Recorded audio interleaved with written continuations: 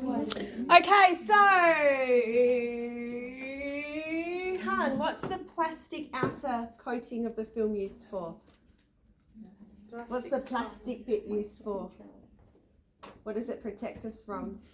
Moisture. What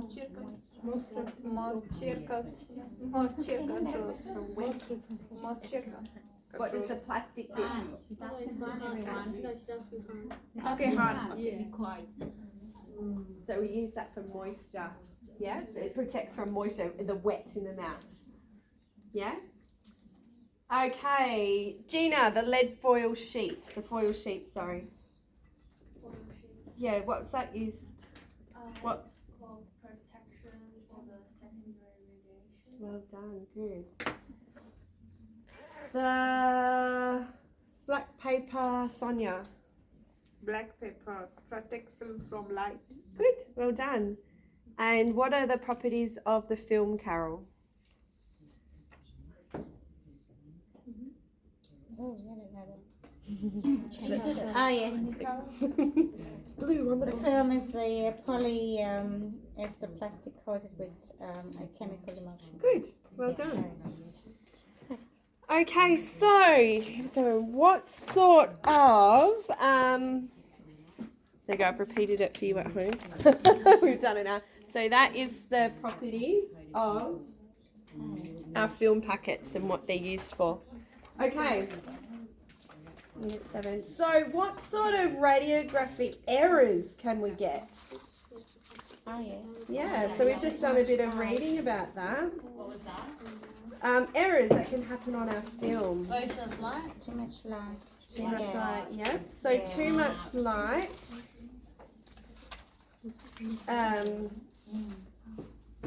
So if I had a X-ray that came out, and I know the ones that we've been playing with, there's a lot of errors on them as well, isn't there? A lot of errors. So let's learn about them. So a lighter image, so if your image came out and it was too light, like it was really hard to see the picture, what has happened? Overexposure. It's got too much light. So would it be... The box was being interfered with the dark. Yeah. So is it overexposed? Underexposed. Underexposed. Well done. Under. So it hasn't been in which solution long enough? No, The developer. Well done, Carol. It hasn't been developed long enough. Okay.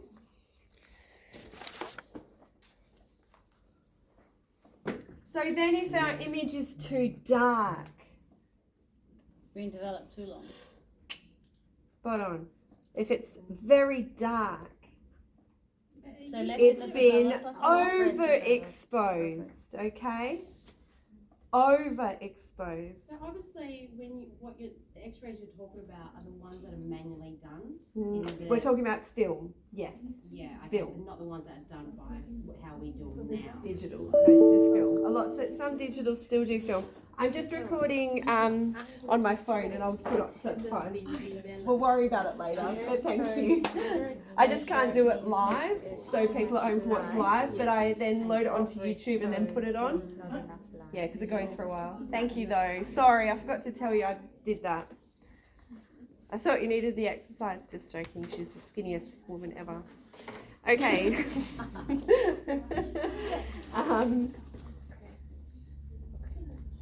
So, a partial image. A fingerprint has got on it or something? No, that is one that we're going to talk about. A partial image. What do I mean by partial? Yeah, so this error happens when we take the X-ray. That's what we call cone cutting. Now, when the X-ray beam comes out of this is my cone.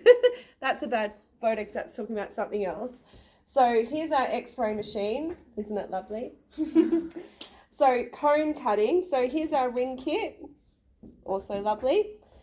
I have directed this incorrectly, which would be hard with the ring kit because we should be lining it up. So I've cut my cone has hit only part of the film. Does this make sense? Yeah. Yes. So that's called cone So the cutting. dentist hasn't aligned it properly. The dentist Yes. has not aligned it properly, yeah? So that's cone cutting. And that gives you obviously a partial image or just some of the image, and the rest would be black. And I know there's a few of them in that as well that you're holding up yesterday going, what is this? Is in mind.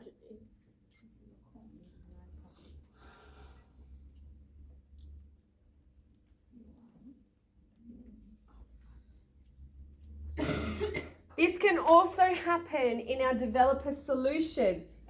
It wasn't deep enough, and we only developed half the x-ray, which is a silly mistake to make, but it can happen in a rush situation. So make sure that your film is fully submerged.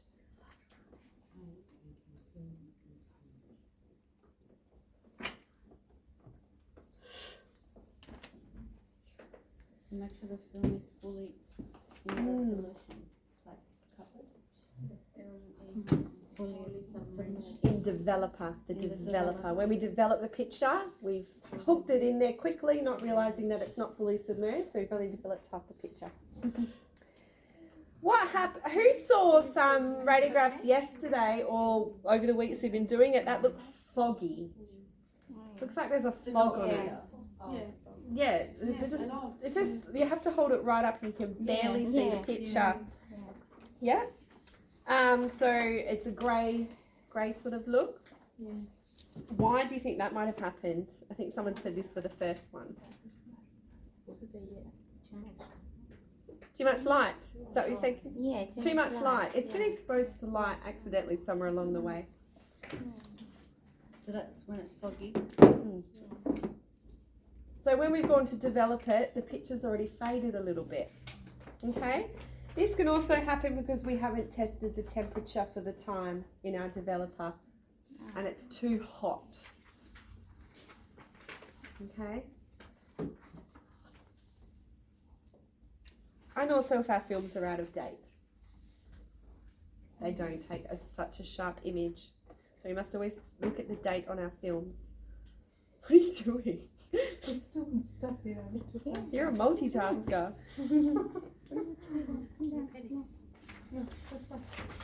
What do you think if your film, you've developed it and it has a black line in it? What do you think would cause black lines in it? I haven't seen one of them before. No, I don't even have an example. It means the film somewhere along the line has been crimped or bent. Oh, yeah. And then the developer has highlighted that line. Okay. Crimped. Yeah, do you know what I mean by crimped? Yeah. Like it's been crumpled a little Yeah. bit Like somewhere a along the crease. line and someone's gone, oh, just, well, that's all right, she'll be right. Like a crease. Like a crease. Yeah. Like a crease, well done. How to spell Chris?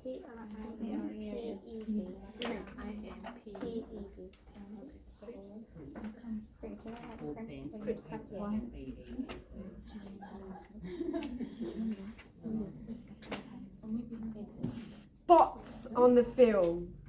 Spots. Air bubbles. Carol knows. Air bubbles. Why would there be air bubbles? What haven't we done in the water? We haven't agitated it, and therefore the air bubbles have of the developer and the developer mostly have sat on the film and made a bubble mark. So that's when you agitate it in the water. 20-second agitate.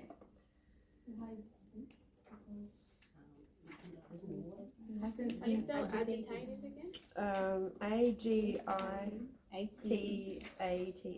Yeah, A-G-I-T-A-T-E. Agitate. Yep. Very easy one. Clip marks is from the clip. So what area of the film must we always put our clip on? With the dot. The dot, the raised pimple or raised dot. So we don't get clip marks anywhere else. Fingerprints. What have we not done? Like gloves.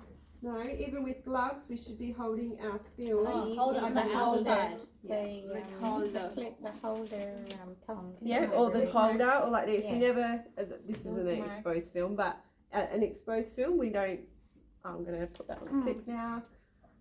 And wet fingers especially. Wet fingers are the worst. On the outside of the Or if you have long fingernails, you can scratch the films as well.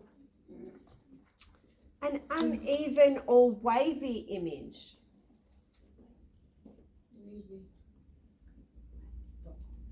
This is where our solutions have settled. Our developer and fixer have settled.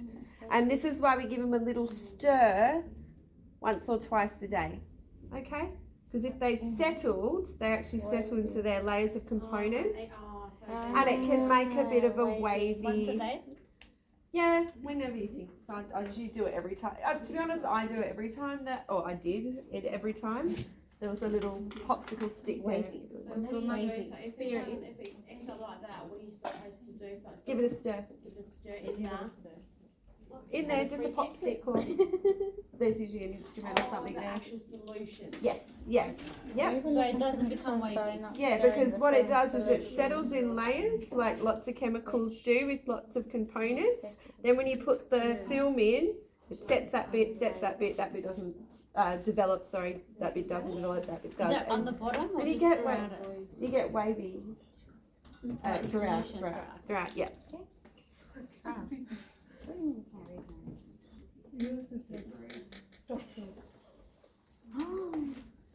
So what happens if you accidentally leave your film in the fixer for too long? It overdevelops. No, not developer. So what happens? Fixer. What happens? Does anyone read what happens if you leave it in the fixer too long? You overfix the image and it has a bleaching effect, and you could well and truly pull out a blank film. Yeah, the film's damaged. Yeah, the film will come out almost blank. Is that when it looks a bit yellow? No. No, that's Just Not the nothing on the age. film. No. yeah. So if we leave our film in the fixer too long, because we get called away and we forget, we could overfix it, which means we've almost erased the image. So your image will come out, your film will come out pretty much blank. It's a bleaching effect. So after how many hours the film will be? That's a really good question. I don't know. I've never done it. That's a really good question. I know to pull it out after 10 minutes, and I don't think I've ever left it longer to find out how long it would take. But we could do that experiment here. Yeah. See how long it takes Yeah, to watch the issue. So Carol had a really good question. Yellowed or brown films? If your film is yellow or brown. So if we leave it too long in the fixer and it completely over whitens it and it comes out bleached, what do you think would happen? What happened to a film that is yellow or brown? The white bit isn't as bright as we'd like on a black and white X-ray. If it's been in the fixer too long. So we just learnt that. So if we put it in the fixer too long, it completely, not long enough, well done, it completely bleaches it. If we don't put it in the fixer long enough, the areas that should be white or transparent are yellowy and brown because the black is still being drawn out. So not long enough in the fixer. It goes yellow and brown. This is why time's very important with these things.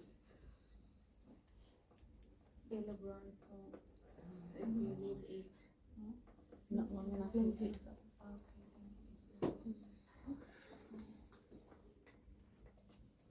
So now I'm going to use a word, reticulation. I'm not talking about your gardens. So let me write that down. Reticulation. So this is a question that you should be able to answer. What sort of area do we store a radiographic film? Definitely not like this. No, I've got packets and packets of these. Oh, in the cupboard. Yeah, why in a cupboard? So it's away It's dark. What else do we have to consider? Temperature. We have to consider temperature. If a film in the comes in like a long box of raw film, if that is left somewhere too hot, the emulsion or the stuff on the outside, emulsion, swells. okay, in heat.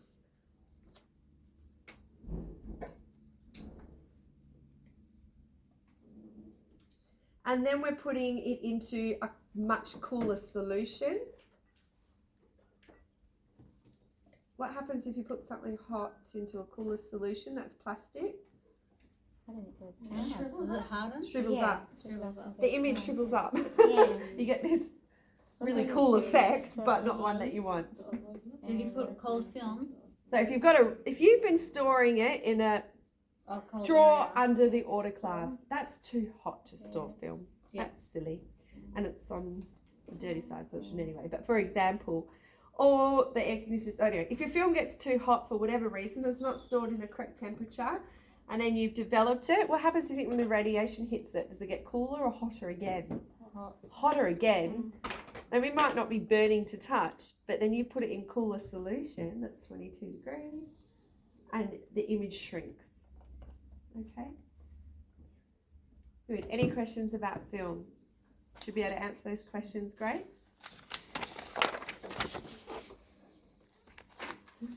Good. So, whoop. Oh. And let's. I should have used a clip. Thank you. So let's go back to these.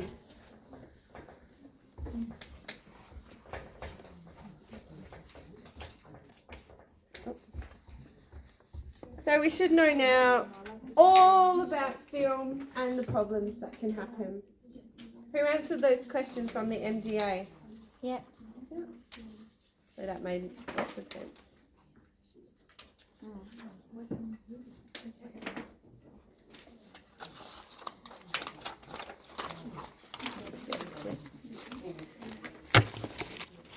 So who's learnt a little bit about the difference between primary radiation, second radiation, and scatter radiation?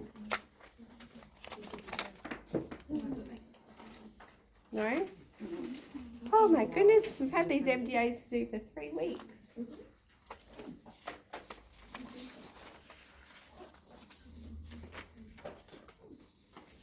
Okay. Sorry, let me just get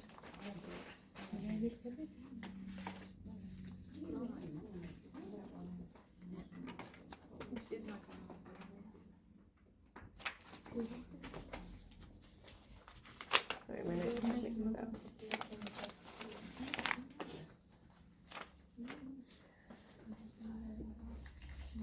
What do I mean by target zone? I know I deleted that picture. What's our target zone when taking an X-ray? Whatever's behind in front of the film. So the film. The film is our target zone. Okay? So our primary radiation, the primary radiation is going where? In a straight line. To our target zone,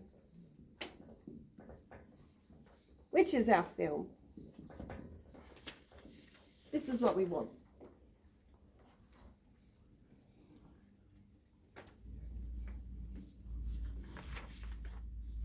Okay. Secondary radiation. That is where we've hit the patient's tissues. What are patient's tissues? Gums, teeth. Yep. No. Oh, not teeth. Gums, lips. Yep.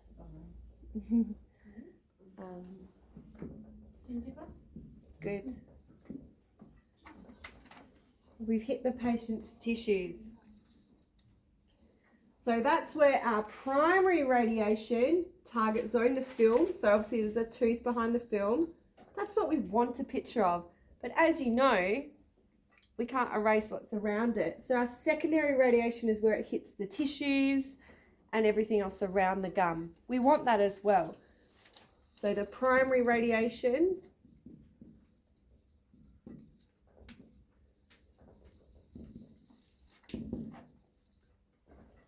has got the patient's tissues and surrounding anatomy.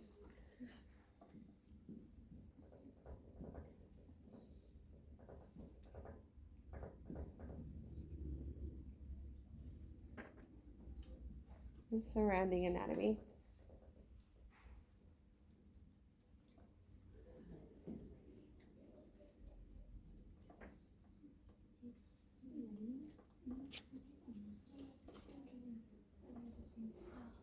So these are okay. These are okay. This one, we don't want as much. Is that PT issues?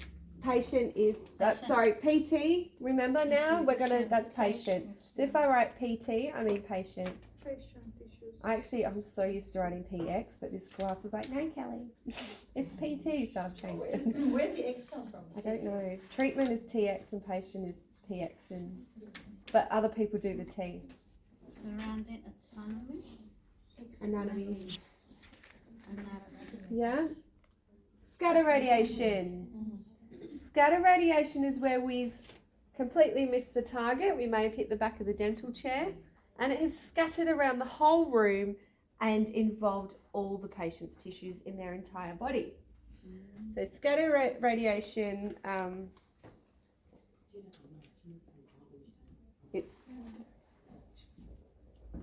it's been deflected to all areas of treatment. I'm so used to writing to it. Treatment. Let's remove latent period.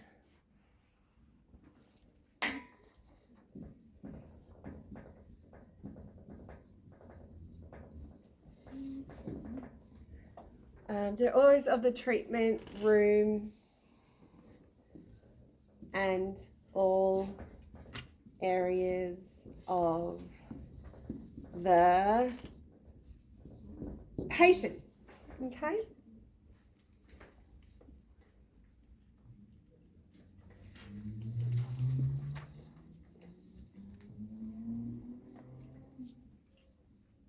So what do you think the biggest danger out of these three is for us? Scatter. Obviously. Yeah.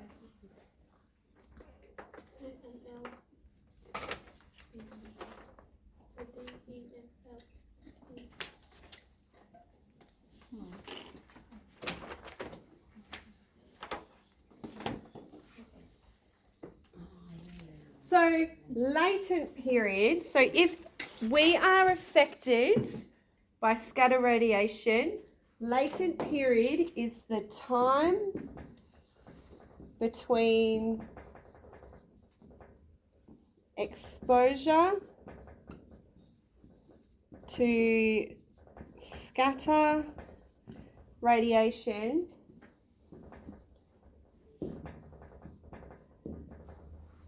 to when the symptoms appear.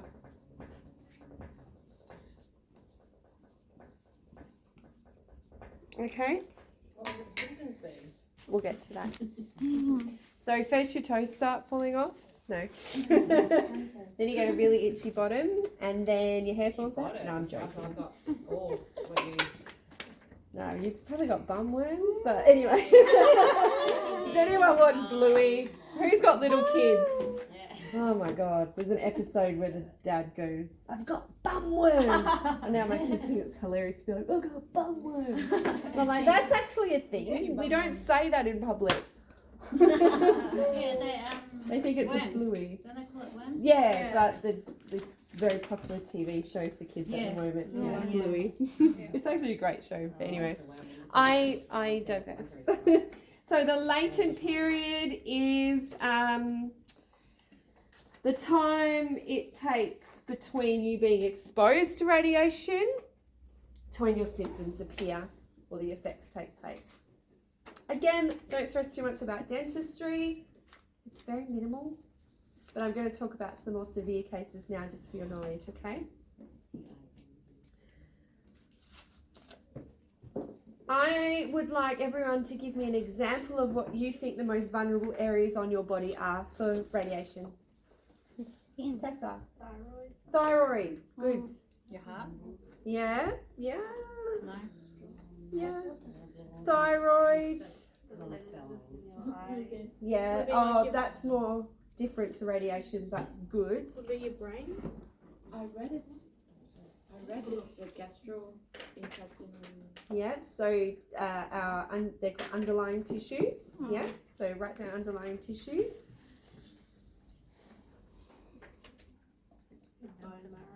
Bone marrow, perfect. Salivary gland. Salivary gland, so any gland in our body. Salivary gland. Yeah, so write down underlying tissues. Bone marrow, perfect. Salivary gland. So any gland in our body. Salivary gland, so any gland in our body. Bone marrow, perfect. Salivary gland, so any gland in our body. skin. So everything. Hmm. Everything. Well, it penetrates, so it can go wrong. Yeah. Yeah. What about if you're female? Ovaries. Reproductive system. Reproductive system. Okay. Again, you have to be exposed to a lot of dentistry for it to hurt your eggs, but. So in 2015, the Code of Practice and Safety Guide for Radiation Protection in Dentistry, if you want to look that up online, that was last updated in 2015. We really haven't developed anything in X-ray technology since then. The fastest digital X-ray is still the fastest digital X-ray. When they invent something more spectacular, that would be reviewed. But if you ever want to go through guidelines, that was last written in 2015. That's DNA. Keyword 2015. There might be a question that wants you to answer 2015. 2015, yeah. When they changed it? Or But they last updated it. 6 years ago. Okay, I really want a red pen because I'm writing dangerous lines now. Danger. Here, Kelly, you can have this. No, like a red. Oh, red, white, pen. Oh, thank you. I did, yeah, thanks, Louisa. One of the guys I work with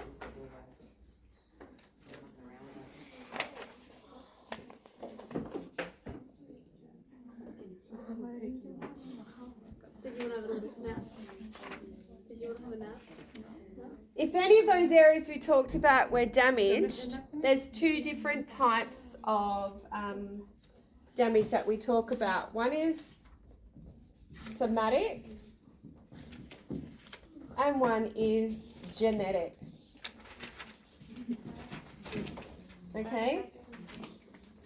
Somatic damage from exposure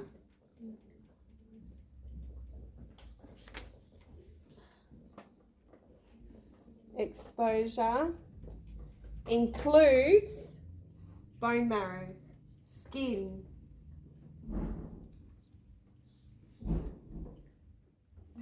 yeah, for example.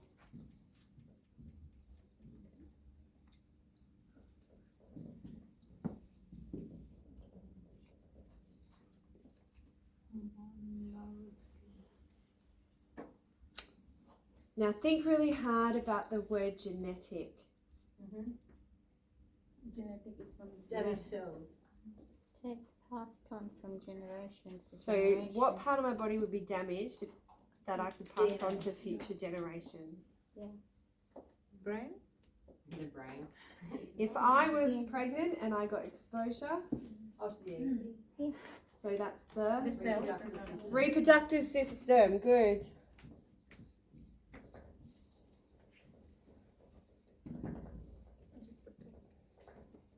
So if, goodness forbid, something happens in a much larger X-ray situation than dental, and something happened in the early stages of my genetic makeup, and then my child was born with Down syndrome, they now have that genetic factor that their child could have Down syndrome. It could be passed on as an extreme case, okay? If that's not due to exposure of, Just an example. okay. Not from dental, you wouldn't Yeah. do much damage in dental. Our X-rays are so small, but you need to understand. For pregnant women, why do you not do the X-ray? Just as a really good precaution, unless it's an emergency. Yeah. Who knows what the word acute means? Severe. Good.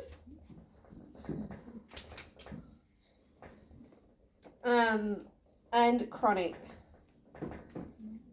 So we've got two different words there, acute and chronic. Acute radiation exposure would be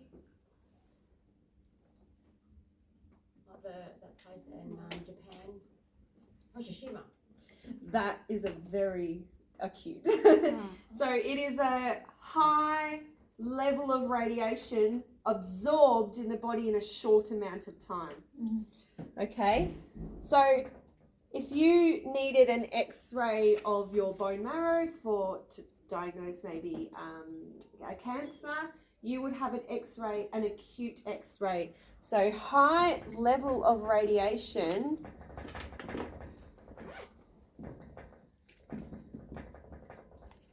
but a short amount of time. In a short amount of time. Because obviously the x-ray doesn't go for an hour, it'll go for literally seconds. But they need a very powerful to get right down to your bone marrow.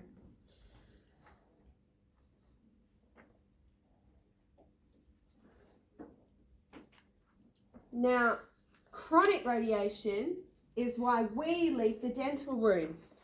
Because it's a small amount of radiation over a long amount of time.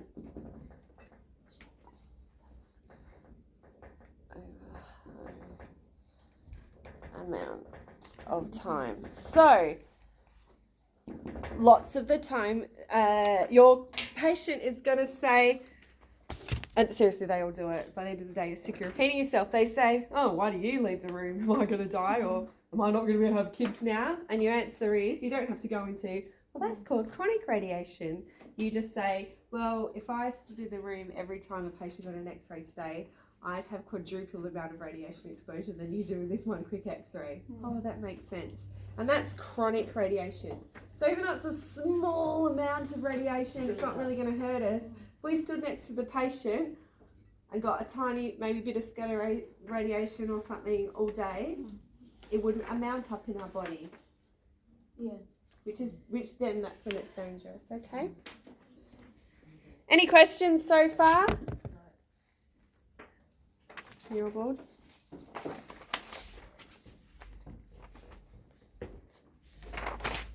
Okay.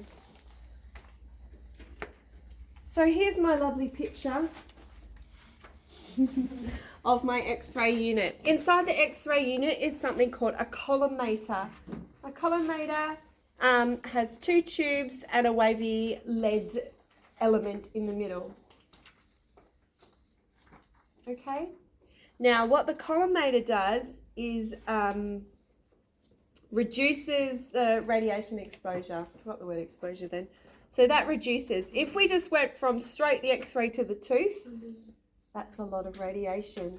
So everything we need to x-ray, your collimator regulates that. So if you had a giant x-ray machine in a hospital to do entire children's bodies, their collimator would be set up different because they need more radiation. In dental, it's constructed in a way that only the tiny amount of radiation that we need to expose the tooth. Because it'd be silly using a giant amount of radiation to get a picture that doesn't need it. A collimator is a legal thing we need in our digital or in our x-ray machines. Does that make sense to everybody? So regulates the exposure of It does, it regulates the exposure to what you need. Now, in dental, we don't have to adjust it. In a hospital situation, they would have a digital adjuster to adjust it, and they would, radiographer obviously has been to university and they know what levels to put for what sort of x-ray. Dental, we don't have to worry about that because it's the same for every x-ray that we need on our OPG machine or for our PAs and bite wings. What else do you think we could do to limit our patients having a lot of exposure? A lead apron. Yep, good. Lead apron, if we're doing film.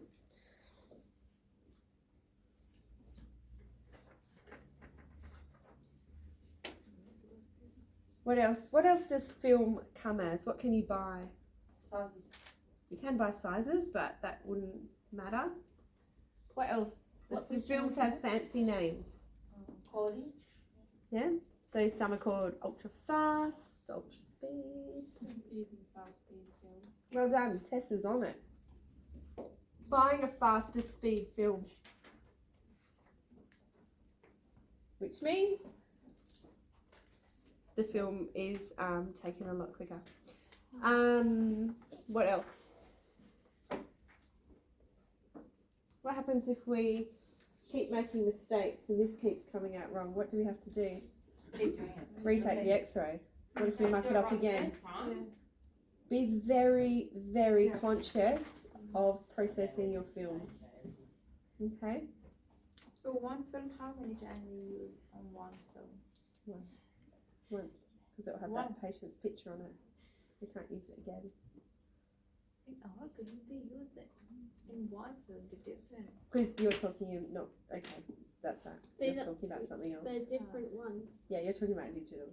Then we Okay. wipe that scan clean, yeah.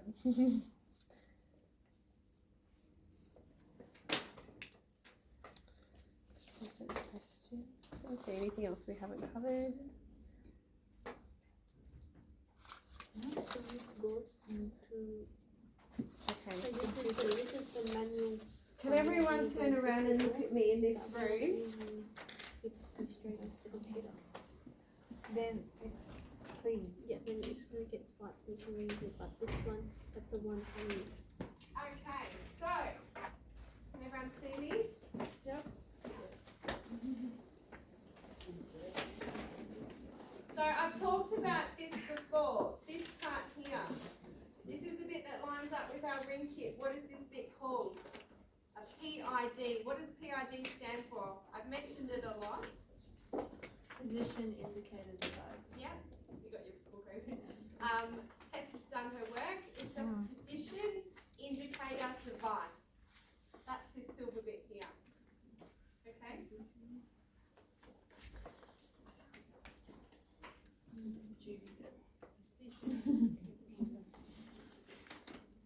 This part, Tessa? Collimator. No, collimator's inside. The collimator's inside here, guys. It's a tube head. They're not complicated names. Tube head.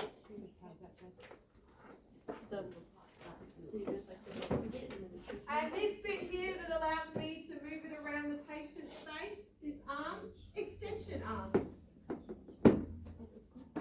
Extension arm, tube head, and PID or position indicator device is the silver bit.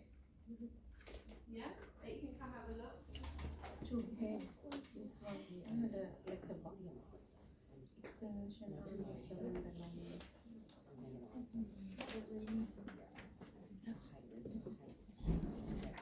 Are there any questions so far? Any questions? Can I just ask how to spell that? I can't say. Culminator. Is that M-O-N? Column. L-I-M-A-T. No, I've just made up a word. That's just culminator. Sorry. It's a collimator. For some reason I wrote columminator. I'm testing you, I'm testing you. Well done, Sarah. There's no on in it. A couple more things, we'll have a break, guys, and then we can answer these questions. What size film? What size film can we buy? 2, 0, 2, 0, 0, 3, 4, 5. The most common we use is size 1, 2, and 4, but yep, they come in all the sizes. If I was to do bite wings on a 4-year-old child, what size film would I use? 0. 4-year-old. Maybe a 1, yeah? 0 is very tiny. Yeah. What about a periapical of a lower left molar? Of a child? 2-year-old. Sweet. A size 2. Good. No, not for a child.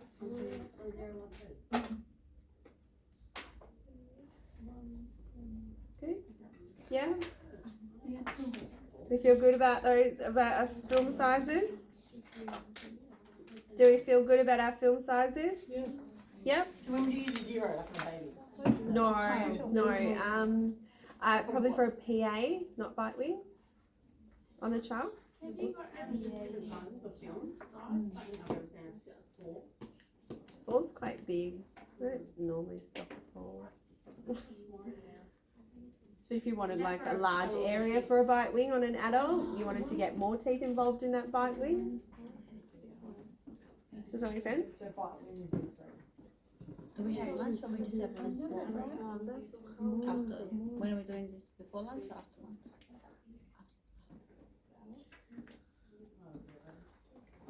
Does that make sense? Does anyone need more help with that? In some surgeries, they use 0 for children and 2 for adults. Yeah, but I said bite wings for a 4-year-old, not a PA. 0 wouldn't cover the bite wings. Okay, so listening and reading when you get to the questions. Yeah, so a PA, 0, 100%. Right, I've got one more thing to show you. PA. Yeah, that's right.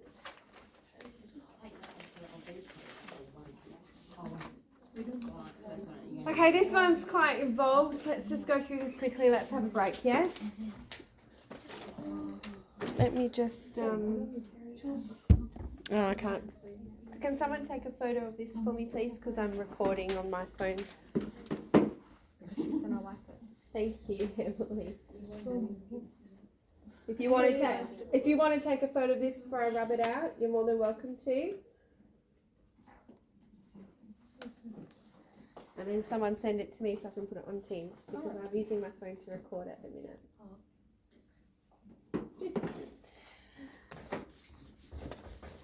So now we're going to do a really brief descriptions on how X-rays work. Okay? Really brief. Really easy and simple. I am not teaching a university level course and I don't understand it at a university level myself. So how X-rays what? How they work. So inside our tube heads, that's our tube head. What's this bit called? Well done. Here's our peony. Our collimator sits about here. There's our collimator. There's our collimator. So the X-ray sort of goes like this, if that makes sense, and then out like that. It twists in there. Okay. So that's our radiation. So it goes in, then comes out on the level that it needs to. Inside here is a tungsten, same material that our burrs are made of, tungsten filament. Okay.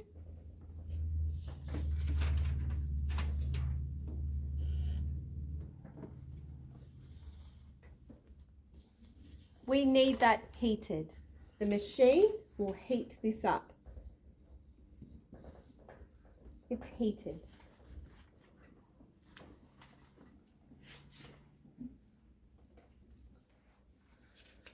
Also in here we have what's called an anode and a cathode.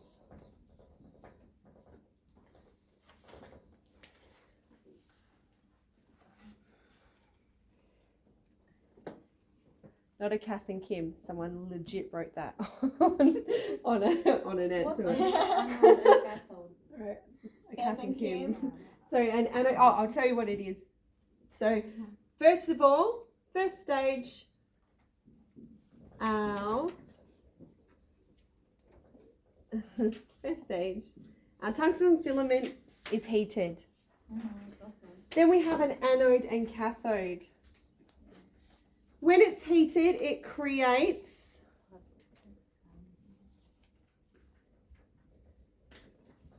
what we call electrons. Okay? So the tungsten filament is heated, creates electrons. These electrons are attracted. Oh, we love you. Love hearts. They're attracted to our anode and cathode. It says, oh yeah, baby, I'm attracted to you.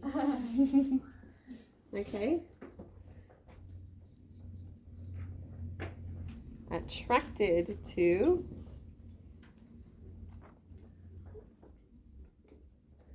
ooh la la.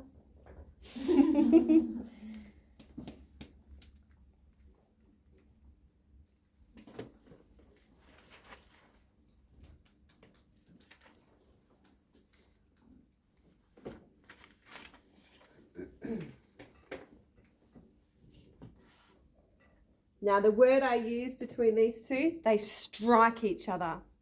So like if you got two flint rocks and made a spark, when this happens, they strike each other. The tungsten filament and the anode cathodes are heated up, creates electrons, attracted, and they strike each other. Okay, so let's put a lightning strike. And anode and Strike each other. Madame Curie is rolling in a grave right now. So what's the word for striking? Is it like create energy? Yeah, like a very well, a strike would be an energy matter that's quite sudden and strong. Sorry. Yeah. Just one scientific jargon I just for want another striking. word. So a strike. So it's a very quick, high energy burst from two Like elements. two things collide. Yes. Yeah. Or they're attracted. But we don't need to know. We just need to know basically how it works. Now that is all ready, our electrons are now ready to go through our collimator.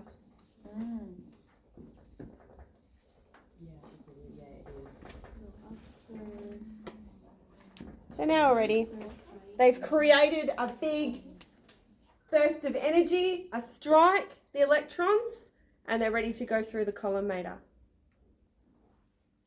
In fact, actually, sorry, let me just change this a bit because that contradicts what I said before, the way my strikes go. So the electrons are like this.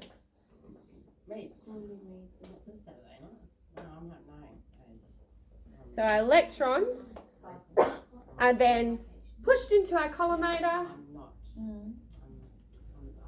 What comes after the collimator? Reduces radiation. Nobody on that table is. What happens after the collimator? Goes to the PID. Where does it go? Goes through the PID. Good. Collimator and then out of our PID.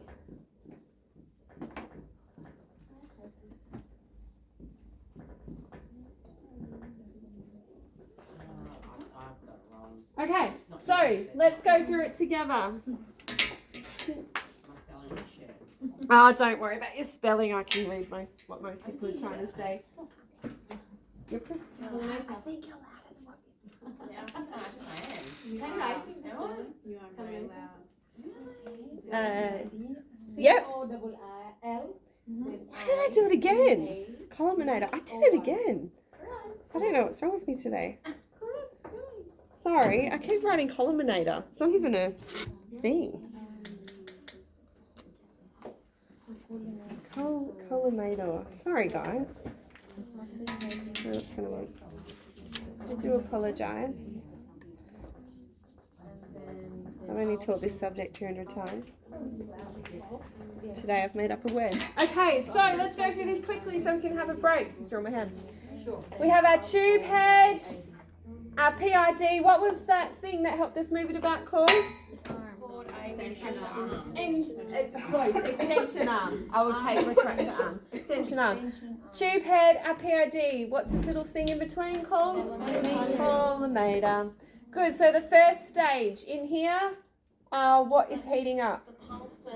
Tungsten filament is heating up. What does it create when it's heating up? Electrons. So some electromagnetic field. Yeah. And that falls in love with or is attracted to our anode and cathode. And then that. Now, when they attract to each other, they make a high burst of energy or a strike. That strike goes to our collimator. Our collimator says, settle down, we're only in dental, and only releases what we need out of our PID. Does that make sense? Yes. Says settle, Gretel. So they Calm strike, down. they strike each other. That was the first time meeting, but And they've made a baby. No, they haven't. They've made a The tooth. film A is the tooth. baby. The film is the baby. Okay. Okay. So we have our tube head collimator. PID stands for Position indicator device. position indicator device. Well done. The tungsten filament in here. Here's our little tungsten. Hello. Tungsten filament is getting what? So hot. It's going on very hot. What creates the heat when you plug it in?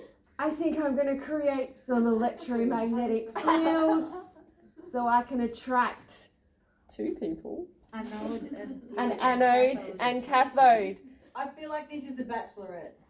of X-ray. I've just found out when I explain it like this, people get it. yeah, I was going to say, people are going to go, oh, that's right. Remember when they were Yeah. loving each other? So Back to gangster. our tungsten filament is it's hot and steamy, and it's created some Energy. like static electricity. If we rub our feet on the carpet and then touch our friend, we create a shock. That's what's happening in here. The anode and cathode has gone, woohoo, baby, I do think you're hot.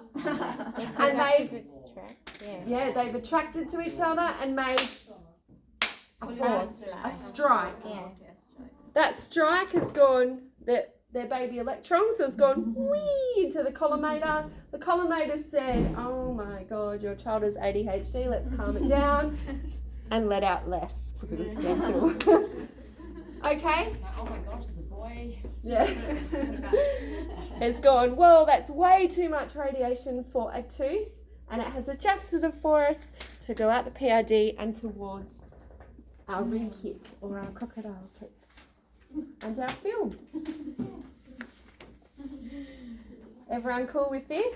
Yes. Thank you so much for that. That's okay. So I think it's time for a break. Yeah. You can take a photo of my relationship. If anyone has any questions, come ask me now before lunch. Can someone please tell me the time? It's 12 o'clock. 12. Okay. Let's do 40 minutes today because I just need to brief Sham on what we're doing this afternoon as well. Okay? So 12:40. Where's Shampoo? Probably down there hiding in the office. She probably walked up and Is she heard me coming here talking. to help? Yeah, she's only had visits this morning, so we're nearly done with visits. So then we'll start visiting you guys. Awesome. Any questions? Come ask me now.